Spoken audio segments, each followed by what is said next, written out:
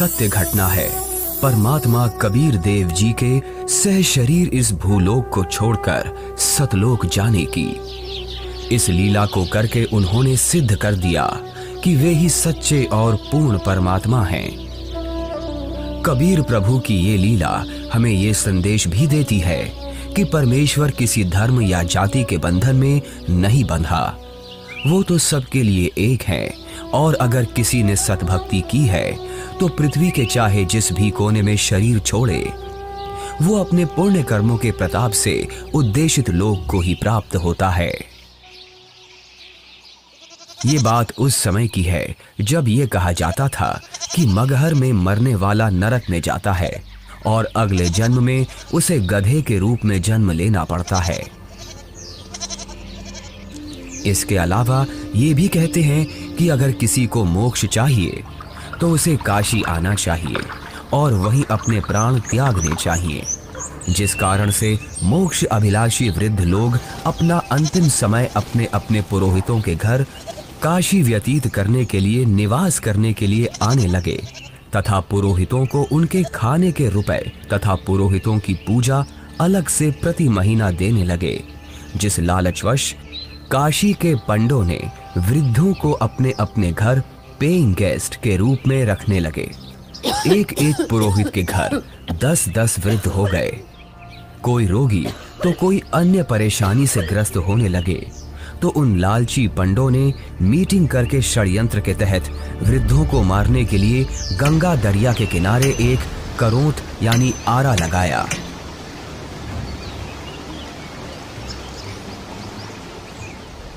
भ्रम फैलाया गया कि जो शीघ्र स्वर्ग जाना चाहता है तो इतने रुपए पूजा, जो उस समय की अधिकतम राशि थी, जमा कराओ। श्रद्धालुओं ने वृद्धावस्था के दुख से छुटकारा पाने के लिए तथा स्वर्ग जाने की भावना से वह महंगी फीस भी देने लगे। उन पंडों ने आदमियों का आरे से गर्दन काटने का पाप सिर पर ले लिया।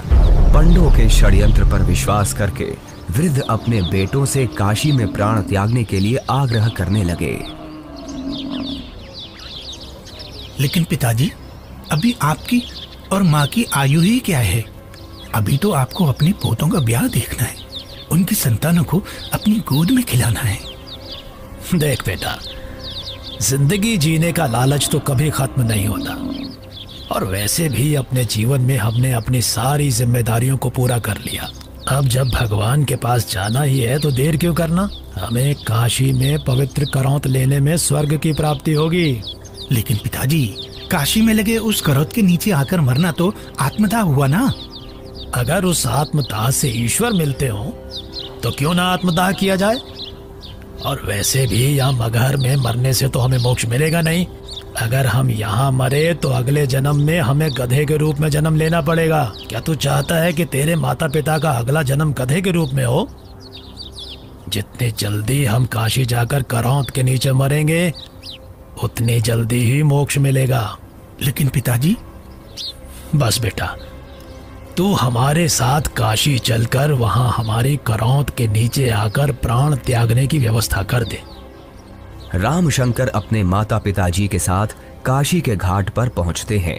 वो उस घाट पर भी पहुंचे जहां करौंत लगा हुआ है। करौंत से थोड़ी दूर पर ही खड़े होकर वो सभी देखते हैं कि गंगा नदी के किनारे करौंत वाली जगह है। उसका हैंडल करौंत से थोड़ी दूर पर एक मंदिर के पास है जो गुप्त है। हे ब्राह्मण, मुझे भी मोक्ष को प्राप्त करना है। ये काशी है और यहाँ मरने वाला हर व्यक्ति मोक्ष के लिए ही आता है। लेकिन मैंने अपने जीवन में बहुत सारे पाप कर्म किए हैं। इससे कोई फर्क नहीं पड़ता है कि मरने वाला व्यक्ति पापात्मा है या पुण्यात्मा। काशी में मरने वाला हर व्यक्ति स्वर्ग को जाता है और मगहर में मरने वाला हर व्यक्ति नरक को प्राप्त करता है। ठीक है, मुझे भी इस आरे के नीचे आकर स्वर्ग जाना है। 50 मोहरें लगेंगी। ये लो। ठीक है, तुम तख्त पर लेट जाओ। मैं भगवान से प्रार्थना करता हूँ कि वो आपको स्वर्ग में जगह दे। हे परमात्मा, इस आत्मा को अपने चरणों में स्वर्ग में स्थान देना। बहुत सारे लोग मोक्ष के लालच में पैसे देकर आरे से कट रहे थे। कुछ माता पिता अपने पुत्रों से अनुरोध कर रहे थे कि हमें भी आरे से कटवा दो ताकि हम जल्दी स्वर्ग चले जाएं। इस प्रकार रामशंकर भी लाइन में लगकर करौंद के पास आता है और अपने पिताजी को करौंद पर गर्दन रखते हुए देखता है। तभी पंडा इशारा करता है। दूसरा पंडा हैंडल घुमाता है, लेकिन हैंडल उलझ जाता है। थोड़ी देर बाद पंडा कहता है कि अभी भगवान ने आपकी कुर्बानी स्वीकार नहीं की है, कुछ दिन बाद फिर से आना। तभी हैंडल घुमाने वाला पंडा करौंद को ठीक करके इशारा करता है कि अब करौंद ठीक है, अगले का नंबर लगाओ। इस तरह फिर उनकी माता का नंबर आता है। उनकी गर्दन कट जाती है।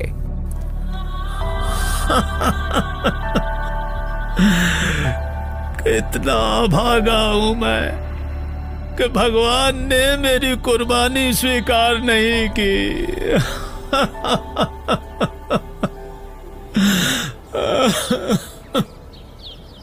कबीर परमेश्वर जी इस भ्रम को दूर करना चाहते थे कि सच्चा भक्त किसी भी स्थान पर प्राण त्यागे वह उद्देशित लोक को प्राप्त होता है। सत्य कर्मों पुण्य कर्मों को करने वाला व्यक्ति, सत्य साधना करने वाला व्यक्ति संसार के चाहे जिस कोने में भी शरीर छोड़े और चाहे जैसे छोड़े, वो अपने पुण्य कर्मों के प्रताप से ईश्वर के पास चला जाता है, नरक नहीं जाता। लेकिन दुष्कर्मों को करने वाला इंसान चाहे जहां भी मरे, चाहे काशी हो चाहे मगहर, उसे नरक की ही प्राप्ति होती है। सतलोक को प्राप्त करने के लिए पुण्य कर्म जरूरी हैं, ना कि काशी क्रोध के नीचे मरना। कबीर जी क्षमा कीजिए, लेकिन हम इस बात से सहमत नहीं हैं। ये पुण्य कर्मों को करने वाला व्यक्ति चाहे काशी में मरे या मगहर मरे, उसे स्वर्ग की ही प्राप्ति होगी। सत्य ये है कि अगर कोई भी व्यक्ति काशी में मरता है तो वो चाहे पुण्यकर्मी व्यक्ति हो या पापकर्मी, उसे स्वर्ग की ही प्राप्ति होगी। और अगर कोई व्यक्ति मगहर में मरता है तो वो चाहे पुण्यकर्मी हो या पापकर्मी, उसे नरक की ही प्राप्ति होगी। और इतना ही नहीं, मगहर में मरने वाला अगले जन्म में गधे के रूप में ही जन्म लेगा, ये भी निश्चित है। उस व्यक्ति को भी स्वर्ग की प्राप्ति नहीं होगी। ठीक है, तो मैं फिर मगहर में ही शरीर का त्याग करूंगा और स्वर्ग नहीं, स्वर्ग से भी आगे सतलोक जाऊंगा। और आप सभी पंडितों से मेरा आग्रह है कि आप सभी मेरे साथ मगहर चलें और मेरे शरीर छोड़ने के बाद अपनी ज्योतिष विद्या का प्रयोग करके ईमानदारी से सभी लोगों को ये बता देना कि मैं कहाँ गया हूँ। लोगों के बीच का ये भ्रम दूर होना चाहिए कि मोक्ष केवल काशी मथुरा में शरीर का त्याग करने से नहीं होगा, बल्कि मोक्ष केवल यथार्थ भक्ति से और मर्यादा में रहकर अपने जीवन का निर्वहन करने से होगा। आज आपके मुक्ति का दिन है। करौंद के नीचे आकर मोक्ष पाने के लिए तैयार हो आप? इस आरे अर्थात करौंद से मुक्ति प्राप्त करने के लिए कितनी मोहरें लगेंगी? केवल 50। पिताजी, आपको उस करौंद के नीचे अपने प्राणों को त्यागने की जरूरत नहीं है। क्यों? पर बेटा, फिर मुझे मुक्ति कैसे प्राप्त होगी? पिताजी, मैं अभी एक बड़े महापुरुष कबीर देव जी के पास से ही आ रहा हूं। उन्होंने कहा है कि जो व्यक्ति पुण्य कर्म करता है वो सतलोक ही प्राप्त करता है। उसकी मृत्यु चाहे जहां हो। बल्कि खुद कबीर जी मगहर में शरीर त्याग कर ये साबित करने जा रहे हैं कि मगहर में मरने वाला नरक नहीं जाता। यदि उसने सत्कर्म किए हैं तो वो भी स्वर्ग ही जाता है। आपको करौंद के नीचे अपने प्राण त्याग करने की जरूरत नहीं है। पिताजी, इन दुष्टों ने माता जी की हत्या की है। ये पाप कर रहे हैं। अरे अरे, ये क्या कर रहे हो? कबीर देव जी को ज्ञान नहीं है। तुम्हारा दिमाग फिर गया? ज्ञान नहीं है? वो तो साक्षात परमात्मा हैं। तो ठीक है, हम भी उनके साथ मगहर चलते हैं और देखते हैं कि उनकी कही गई बातों में कितना सच है और कितना झूठ।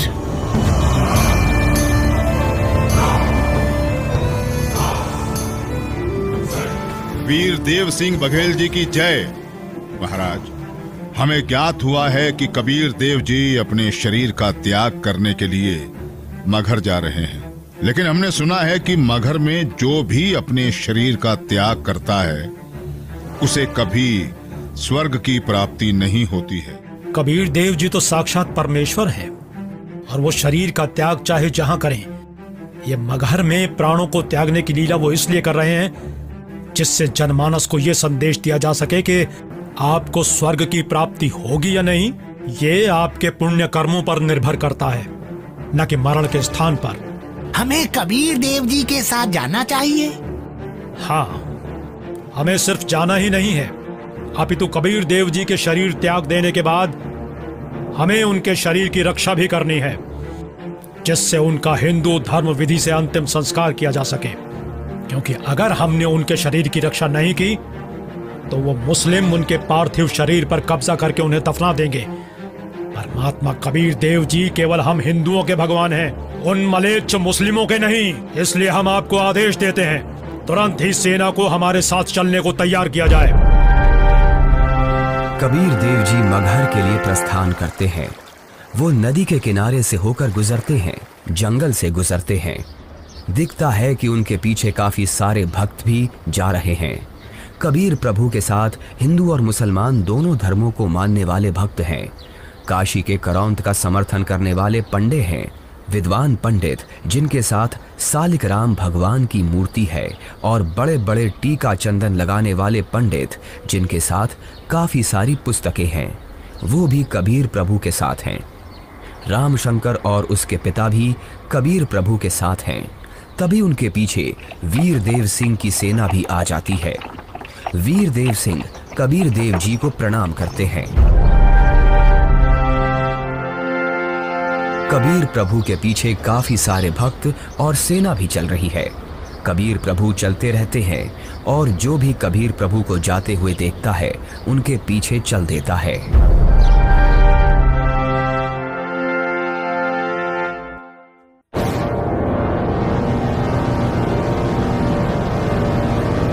सलाम वालेकुम नवाब बिजली खान पठान साहब। वालेकुम अस्सलाम। कहिए, क्या खबर है?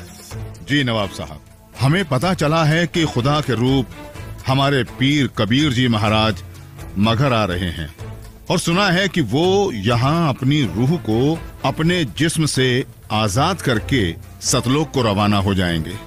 क्या? फिर तो हमें इसी पल कबीर जी के पास पहुंचना होगा, और कबीर जी की रूह के इस दुनिया से जाने के बाद उनके जिस्म को अपने कब्जे में लेकर इस्लाम के रिवाजों से उनके शरीर को धरती में दफन करना चाहिए। और इस बात का भी ख्याल रखना चाहिए कि उनका जिस्म काफिर हिंदुओं के हाथ न लगे। जी नवाब साहब, ऐसा ही होना चाहिए।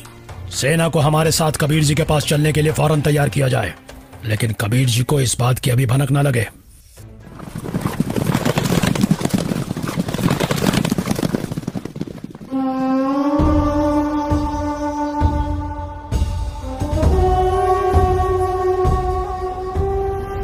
लगता है कबीर जी के जिस्म को पाने के लिए काशी नरेश वीर देव सिंह भी अपनी सेना लेकर आया है, लेकिन हमें किसी भी हालत में इन हिंदू काफिरों को कबीर जी के जिस्म को पाने नहीं देना है। आपके आने का मकसद हमें पता चल गया।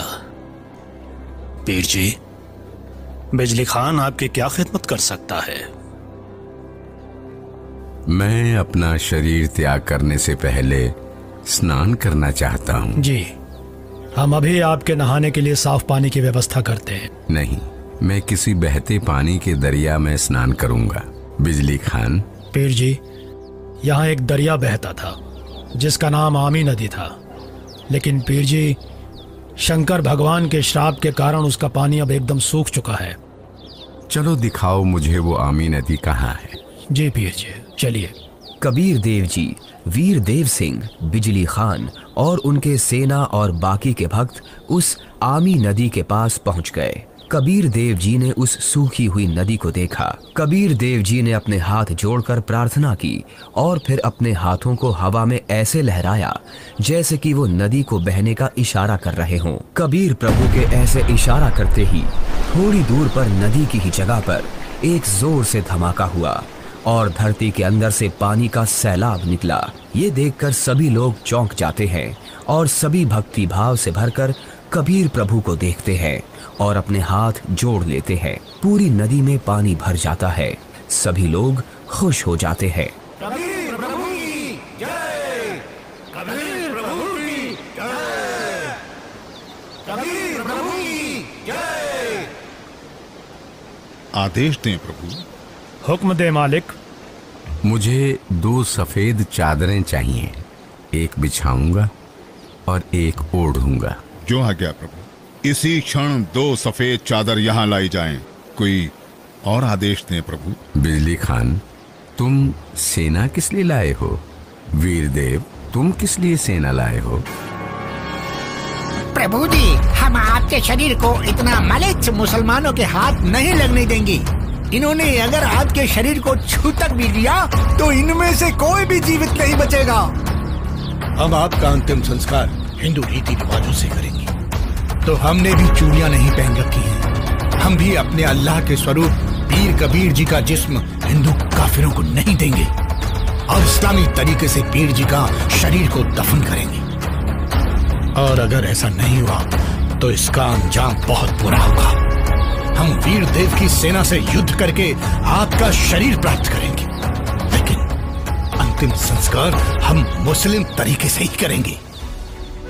मुझे नहीं पता था कि तुम सब मेरी शिक्षाओं को इतना ही समझ पाए हो। 120 साल हो गए मुझे तुम सब लोगों को समझाते हुए, फिर भी इतना ही समझ पाए हो। मुझे इतना ही जाना है तुम सब ने। आज भी तुम एक ना होकर हिंदू मुसलमान बनकर अलग अलग खड़े हो। मेरी चेतावनी है, अगर तुम लोगों ने आपस में झगड़ा किया तो ठीक नहीं होगा। तुम दोनों एक ही परमात्मा की संतान हो। तुम दोनों अलग अलग ना होकर एक ही हो। हम सबको एक साथ रहना है। मेरे सतलोक गमन के बाद इन चादरों में तुम्हें मेरा शरीर नहीं मिलेगा। एक चादर तुम हिंदू ले लेना और एक चादर तुम मुसलमान, और इन चादरों में जो भी चीज मिले उसे आपस में आधा आधा बांट लेना। आपस में लड़ाई नहीं करना, नहीं तो गृह युद्ध छिड़ जाएगा। मेरे जाने के बाद आपस में झगड़ना मत, ये मेरा आदेश भी है और विनती भी। कबीर प्रभु का शरीर मैं किसी को नहीं दूंगा। कबीर प्रभु के जिस्म को छोड़ने के बाद मैं इनके शरीर को अपने कब्जे में लेकर ही रहूंगा। अब मैं चलता हूं।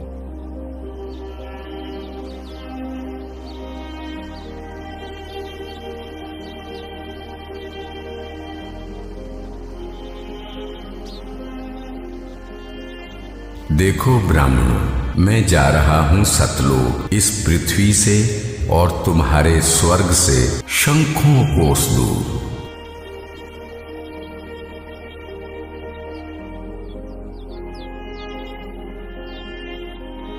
उठा लो पर्दा, इसमें नहीं है मुर्दा, इस चादर को उठाओ। जैसे ही वीर देव और बिजली खान दौड़कर वो चादर उठाते हैं तो कबीर देव जी की जगह उनके ही वजन के बराबर शरीर के आकार के सुगंधित फूल, गुलाब, गेंदा, गुड़हल आदि रखे हुए हैं। ये देखकर सभी लोग चौंक जाते हैं। सभी लोग हाथ जोड़ लेते हैं। अब वीर देव की आंखों से आंसू निकलते हैं। बिजली खान की आंखें भी नम होती हैं। दोनों एक दूसरे को देखते हैं और आपस में एक दूसरे को गले लगाकर रोने लगते हैं। दोनों सेनाओं के सिपाही भी एक दूसरे को देखते हैं। वहां खड़े ब्राह्मण लोगों की भी आंखों से आंसू गिरने लगते हैं। रामशंकर और उसके पिता के भी आंसू गिरते हैं। सभी लोग एक साथ कबीर देव जी के नाम का नारा लगाने लगते हैं। कबीर प्रभु की जय, कबीर प्रभु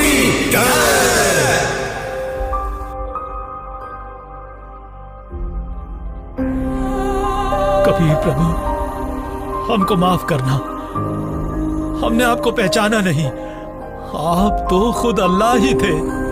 बहुत बड़ी गलती हो गई हमसे। हमने भगवान को नहीं पहचाना। कबीर प्रभु की बात हमने नहीं मानी। अब हम सब एक होकर रहेंगे और उनकी कही सारी बातें मानेंगे। या अल्लाह, माफ कर हमें। भगवान माफ करो हमें। कबीर भगवान हमें माफ करो। भगवान हमें माफ करो। फिर हिंदू और मुसलमानों ने आपस में वो फूल बांट लिए और मगहर में ही कबीर प्रभु की याद में 2 अलग अलग स्थानों का निर्माण किया। और फिर उन्हीं में से कुछ फूल लाकर वीर देव सिंह ने काशी में चौरा का भी कबीर प्रभु जी के स्थान का निर्माण किया। उसे कबीर चौरा नाम से जाना जाता है। वहां पर कबीर पंथ का बहुत बड़ा आश्रम बना है। कबीर प्रभु जी ही सच्चे और पूर्ण परमात्मा हैं, जिन्होंने हम सबको रंग भेद, जाति धर्म भेद आदि के आधार पर ना बंटकर एकजुट रहना सिखाया। परमात्मा एक विशेष जाति या समूह का नहीं होता। परमात्मा तो सबका एक है, जिसका नाम कबीर देव है। ये 2D एनिमेशन संत रामपाल जी महाराज के सत्संग प्रवचनों का अंश मात्र है।